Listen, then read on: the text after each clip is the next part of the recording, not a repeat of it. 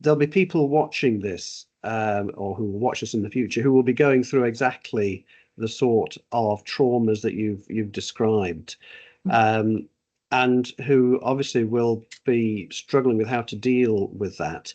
What sort of advice would you give someone who is on the receiving end of, unwanted advances or inappropriate comments? How should they deal with it? Um, the first thing I'd say is to, first of all, just allow yourself to feel your feelings. I think we've already touched on the fact that some people can be made to feel guilty or feel ashamed. But if you're upset, be upset. If you're angry, be angry. Just feel those feelings and give yourself that time and that space to do that. The second thing I'd say is don't suffer in silence. Try not to be alone. You don't have to go down a formal reporting process, but you can talk to someone and just tell them that something's happened to you, or you're not happy, or you're not sure that what you experienced was okay or wasn't okay. Can I just sound it out? That kind of conversation.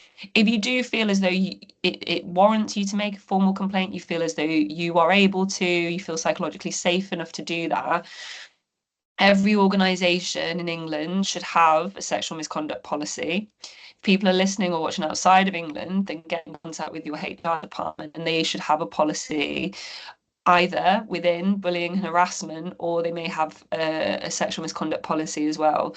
So we're very aware as an organisation that sexual misconduct should definitely have its own policy, because it comes with other psychological difficulties that bullying on its own or harassment on its own doesn't.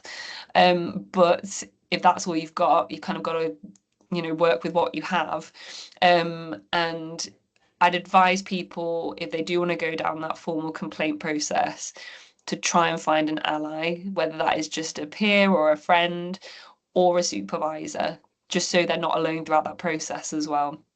But in terms of what else they can do, you can log on to our website. We've got some resources on there.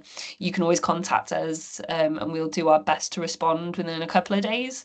That sometimes is a little bit longer than a couple of days, because we're all over the place, and I do work nights still working in A&E.